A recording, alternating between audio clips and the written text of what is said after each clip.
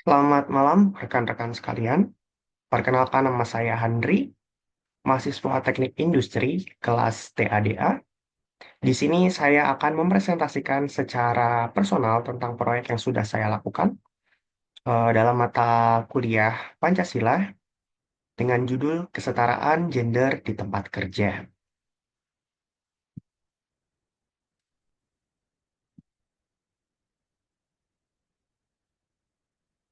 Latar belakang dari masalah atau proyek yang sudah saya lakukan.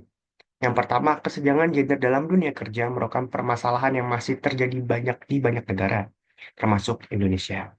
Perempuan seringkali menghadapi diskriminasi dalam bentuk upah yang lebih rendah dibandingkan laki-laki, keterbatasan akses terhadap posisi kepemimpinan, serta beban ganda akibat peran domestik yang masih melekat dalam budaya patriarki.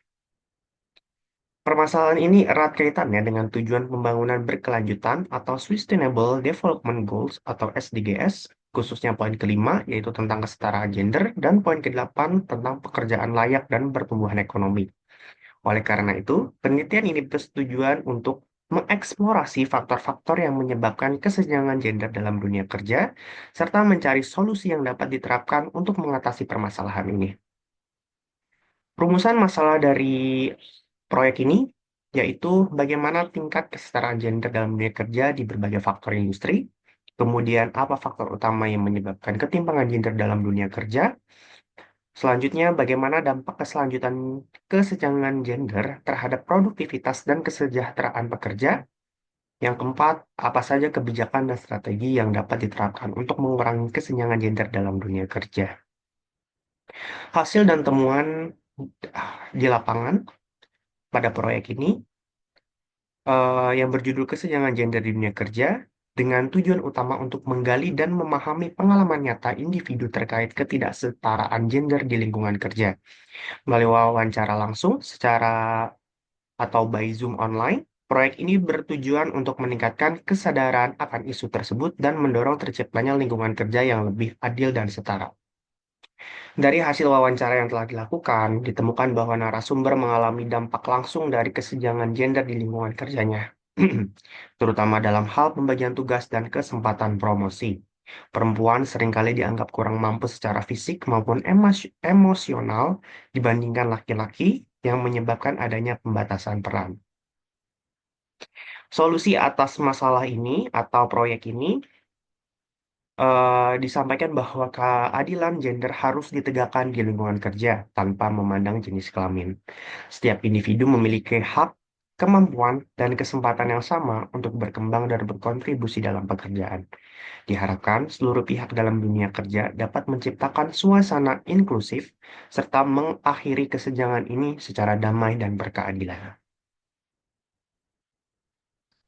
Proyek ini berhasil mengungkapkan pengalaman nyata tentang kesenjangan gender di tempat kerja dan memberikan solusi berbasis kesetaraan dan empati terhadap sesama pekerja.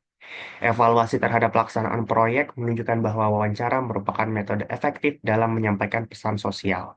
Dengan mendengar langsung suara korban atau pelaku pengalaman, penonton lebih mudah memahami dan meresapi isu yang diangkat. Refleksi pribadi mengenai proyek ini. Melalui keterlibatan aktif dalam proyek wawancara bertema kesenjangan gender di dunia kerja, saya pribadi memperoleh banyak pelajaran berharga, baik secara akademis maupun pribadi. Sejak tahap awal perencanaan hingga pelaksanaan wawancara, saya belajar tentang pentingnya memahami isu-isu sosial yang masih menjadi tantangan nyata di masyarakat. Salah satunya adalah diskriminasi gender dalam lingkungan kerja. Saat menyusun pertanyaan, saya dilatih untuk berpikir kritis dan sensitif terhadap peran narasumber agar wawancara berjalan lancar dan bermakna. Dalam proses wawancara, saya juga berlatih menjadi pendengar yang baik, memberi ruang bagi narasumber untuk berbagi pengalaman tanpa menghakimi. Hal ini memperkuat nilai beriman karena saya percaya bahwa setiap manusia tanpa membedakan gender adalah ciptaan Tuhan yang berhak mendapatkan perlakuan adil. Sementara itu, nilai aktif tercermin dari peran saya yang tidak hanya sebagai pengamat, tapi juga sebagai pelaksana yang terlibat langsung dalam proses wawancara dan penyusunan solusi ini. Saya merasa bangga bisa menyuarakan isu ini melalui media yang konstruktif Proyek ini menjadi pengalaman berharga yang membedakan kepekaan sosial dan mendorong saya untuk terus aktif menyuarakan nilai kesetaraan dalam kehidupan sehari. Demikian yang bisa saya sampaikan.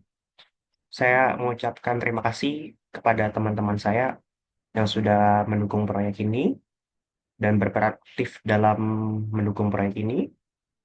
Saya juga mengucapkan mohon maaf jika terdapat kesalahan kata dalam penyusunan proyek ini maupun dalam penyampaian materi presentasi ini. Eh, itu saja yang bisa saya sampaikan. Terima kasih. Selamat malam.